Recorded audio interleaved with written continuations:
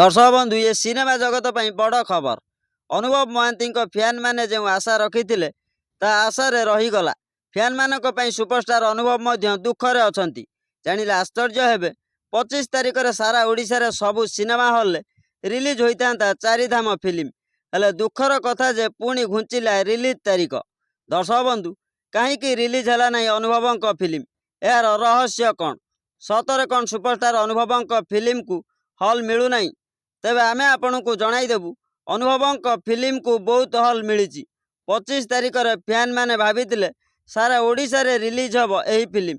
बड़ कथा हेउची केवल भुवनेश्वर महाराजा हल 25 तारिख में रिलीज करा जाइछि अनुभवंकर चारिधाम फिल्म।